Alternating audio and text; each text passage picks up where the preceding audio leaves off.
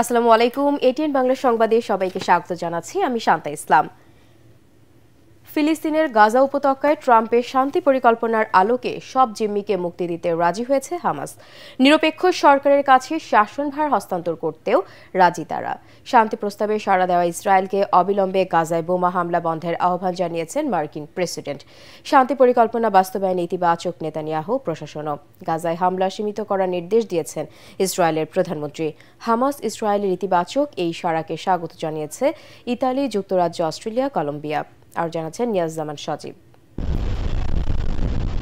লাখো মানুষের বাস্তুচ্যুতি ও মৃত্যুর পর ফিলিস্তিনের গাজায় দীর্ঘদিনের সংঘাতের অবসান এবং একটি টেকসই শান্তির সম্ভাবনা দেখা দিয়েছে। অবশেষে মার্কিন প্রেসিডেন্ট ডোনাল্ড ট্রাম্পের প্রস্তাবিত ২০ দফা গাজা শান্তি পরিকল্পনার আলোকে জীবিত ও মৃত সব ইসরায়েলি জিম্মি মুক্তি দিতে সম্মত হয়েছে ফিলিস্তিনের সশস্ত্র সংগঠন হামাস। হামাস জানিয়েছে, ইসরায়েল যদি যুদ্ধের রেখা থেকে তাদের বাহিনী প্রত্যাহার করে এবং মানবিক সহায়তা প্রবেশের পথ খুলে দেয়, তাহলেই তারা জিম্মিদের মুক্তি দেবে। বর্তমানে গাজায় ৪৮ জন জিম্মি রয়েছে, যাদের মধ্যে অন্তত ২০ জন জীবিত।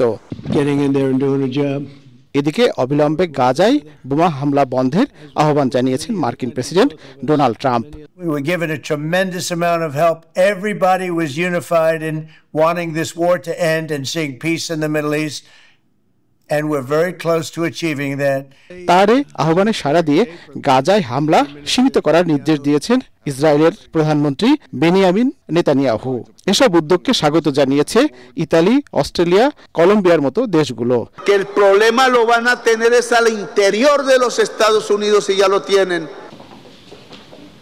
এর আগে ডোনাল্ড ট্রাম্প হামাসকে তার ২০ দফা শান্তি পরিকল্পনা মেনে নেওয়ার জন্য রোববার সন্ধ্যা ৬টা পর্যন্ত সময় বেঁধে দেয়। তিনি হুঁশিয়ার করে বলেন, যদি তারা সম্মত না হয় তাহলে গাজায় নরক নেমে আসবে।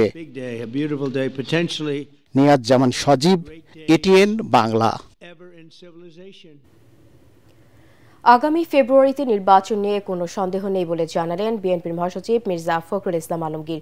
সেই অনুযায়ী নেতাকর্মীদের ভোটের প্রস্তুতি নিতে দলের ভারপ্রাপ্ত চেয়ারম্যান তারেক রহমান নির্দেশ দিয়েছেন বলে জানান তিনি।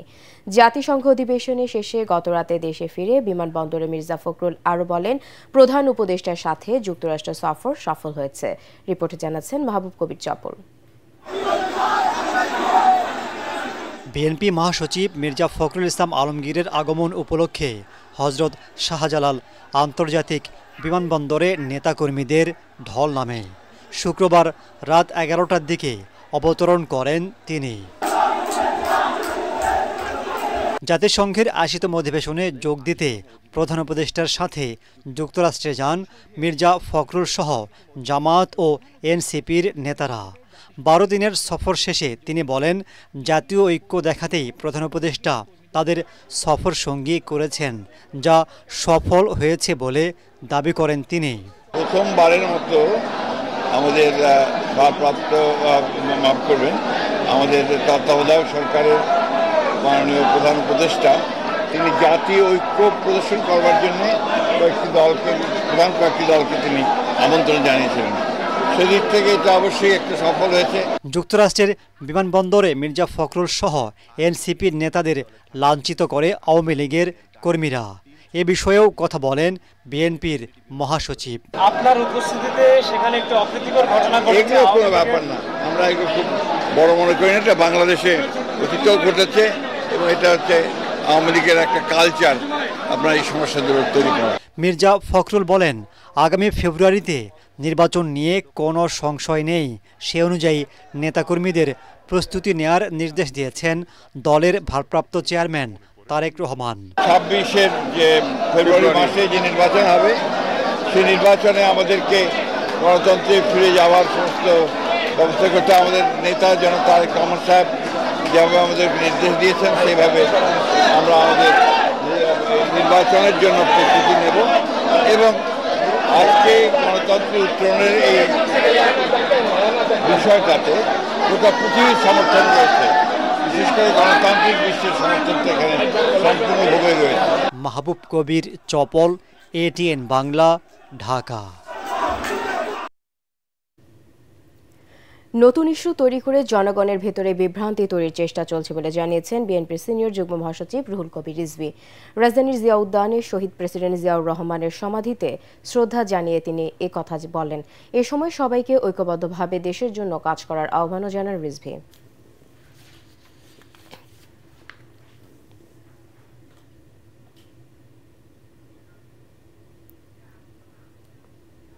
একটি ইসলামপন্থী রাজনৈতিক দলের লোকজনদেরকে খুব কৌশলে নানাভাবে তাদেরকে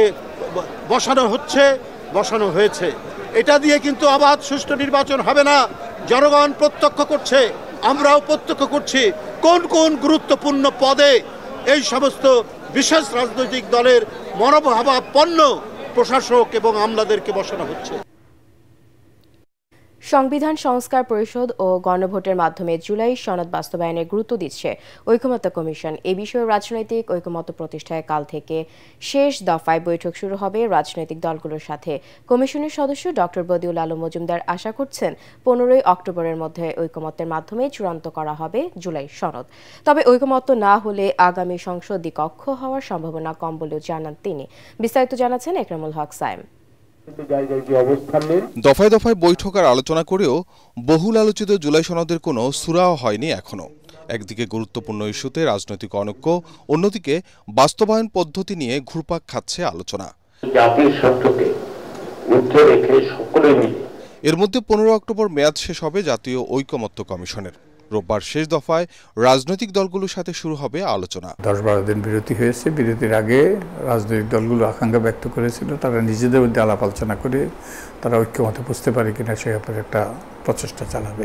তাদের কাছ থেকে জানতে চাইব যে তারা যেসব আলাপ আলোচনা করেছে তার ভিত্তিতে এই জুলাই জাতীয় সনদ বাস্তবায়নের ব্যাপারে এবং এই ব্যাপারে আইনি বাধ্যকতা সৃষ্টি করার ব্যাপারে তারা কোনো ঐক্যমতে পৌঁছেছে কিনা। আশা করি যে তারা ঐক্যমতে পৌঁছেছে কিংবা ঐক্যমতে পৌঁছার কাছাকাছি এসেছে এবং ওই দিনের আলাপ আলোচনার ভিত্তিতে আমরা একটা সমন্বিত সিদ্ধান্তে পৌঁছতে পারবো।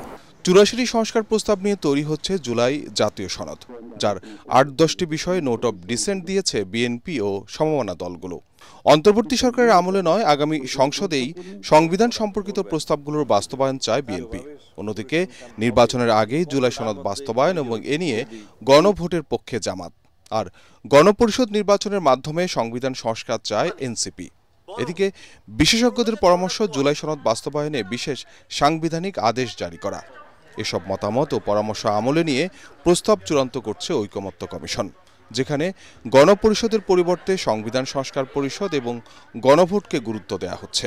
একটা পক্ষ তো বলে যে এটা আগামী সংসদ বাস্তবায়ন করবে, কিন্তু অধিকাংশ দলই কিন্তু এর বিপক্ষে। অধিকাংশ দলই চায় যে সরকারের আমলেই এগুলো বাস্তবায়িত হোক। তো এই জন্য কনস্টিটিউশন অর্ডার, সংবিধান অর্ডার, এই ধরনের প্রস্তাব আছে আমাদের বিশেষজ্ঞদের পক্ষ থেকে। কনস্টিটিউশন অর্ডার মাধ্যমে যেগুলো গৃহীত হবে সেগুলো গণভোটের মাধ্যমে এগুলো জনগণের সম্মতি নেওয়া হবে। তারপরে গণপরিষদের প্রস্তাবও আছে এবং একই সাথে গণপরিষদ এবং সংসদ একই বডি দুইটা দায়িত্ব পালন করার এই রকম প্রস্তাবও আছে। ডক্টর বদিউল আলম মজুমদার জানান, রাজনৈতিক অনৈক্যের কারণে আগামী সংসদ দ্বিকক্ষ হওয়ার সম্ভাবনা খুবই কম। দ্বিকক্ষ বিশিষ্ট সংসদ প্রতিষ্ঠার বিষয়ে বেশিরভাগ রাজনৈতিক দল একমত হলেও এর গঠন প্রক্রিয়া নিয়ে ঐকমত্য না হওয়ায় তা ঝুলে যেতে পারে। এই নির্বাচনের মাধ্যমে হওয়ার সম্ভাবনা খুব ক্ষীণ, যদি না কোনো মিরাকল ঘটে। যখন জুলাই জাতীয় সনদ তারা সংবিধানে অন্তর্ভুক্ত করবে তখন তারা সিদ্ধান্ত নিতে পারে যে তারা একটা উচ্চকক্ষ গঠনের তারা সিদ্ধান্ত নিতে পারবে। বিএনপি যেভাবে দ্বিকক্ষ চায় যে নিম্নকক্ষের আসনের অনুপাতে উচ্চকক্ষের আসন ভাগ হবে, কিন্তু অধিকাংশ দল চায় সংখ্যানুপাতিক পদ্ধতিতে উচ্চকক্ষ নির্বাচিত হবে। দলগুলোর মধ্যে ঐকমত্য না হলে বিশেষজ্ঞদের পরামর্শ নিয়ে সুপারিশমালা চূড়ান্ত করে 9 অক্টোবরের মধ্যে সরকারের কাছে জমা দিতে চায় ঐকমত্য কমিশন। ইকরামুল হক সায়েম, এটিএন বাংলা, ঢাকা। আওয়ামী লীগ যেই পথে পালিয়েছে জাতীয় পার্টিও সেই পথে যাবে বলে মন্তব্য করেছেন জুলাইয়ের গণঅভ্যুত্থানের অন্যতম সমন্বয়ক এনসিপির উত্তরাঞ্চলের মুখ্য সংগঠক সার্জিস আলম। তিনি বলেন, আওয়ামী লীগকে স্বৈরাচার হিসেবে প্রতিষ্ঠিত করতে সহযোগিতা করেছে জাতীয় পার্টি। এখন জাতীয় পার্টি সাধু সাজলে বাংলাদেশের মানুষ সেটা মেনে নেবে না বলেও জানান সার্জিস। জাতীয় পার্টির রাজনীতিকে বাংলাদেশে নিষিদ্ধ করার দাবিও করেন তিনি। গতরাতে ঠাকুরগাঁও জেলা মুক্তিযোদ্ধা কমপ্লেক্সে দলটির নেতাকর্মীদের সঙ্গে মতবিনিময় শেষে এনসিপির নেতা এসব কথা বলেন। দলের প্রতীকের বিষয়ে সার্জিস আলম বলেন, এনসিপির মার্কা শাপলাই হবে। আমাদের সরাসরি অনাস্থা থাকবে নির্বাচন কমিশনের উপরে নির্বাচনের ক্ষেত্রে, কারণ এইটুকু একটা চাপ যে নির্বাচন কমিশন সামনে উঠতে পারবে না, সেই নির্বাচন কমিশন কিভাবে পুরো দেশে আমাদেরকে একটা ফেয়ার ইলেকশন দিবে। স্কুল লেভেলে যেই দল, ইভেন যদি এনসিপিরও কেউ ছাত্র রাজনীতির কমিটি দেয়, আপনারা এটা একদম শক্তভাবে প্রতিবাদ জানাবেন। আমরা আমাদের জায়গা থেকে যেহেতু দলীয়ভাবে এটাকে সাপোর্ট করি না, আমরা দলীয়ভাবে কর্মসূচির মাধ্যমে এটার প্রতিবাদ জানাবো। মা ইলিশ রক্ষা ও ঝাটকা সংরক্ষণের জন্য মধ্যরাত থেকে শুরু হয়েছে মাছ আহরণ, বিক্রয়, বহন ও মজুদের উপর সরকারের নিষেধাজ্ঞা। মৎস্য বিভাগ ও প্রশাসনের পক্ষ থেকে জেলেদের সচেতন করতে চলছে প্রচারণা। নিষেধাজ্ঞার সময়ে জেলেদের প্রণোদনা হিসেবে 25 কেজি করে চাল দেওয়া হবে।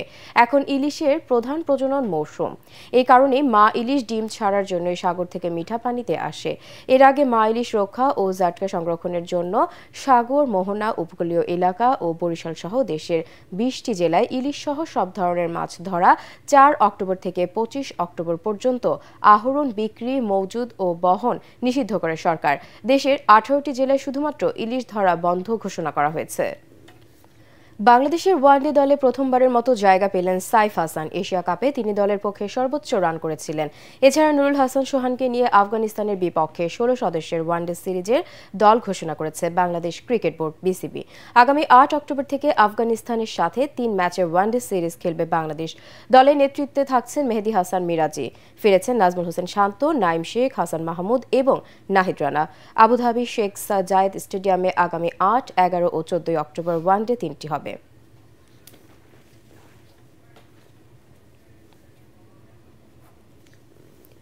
দর্শক, পরবর্তী সংবাদ দেখার আমন্ত্রণ জানিয়ে এখনকার মতো শেষ করছি। এটিএন বাংলা সংবাদ ইউটিউবে দেখতে ব্রাউজ করুন youtube/ATN বাংলা নিউজ। ধন্যবাদ।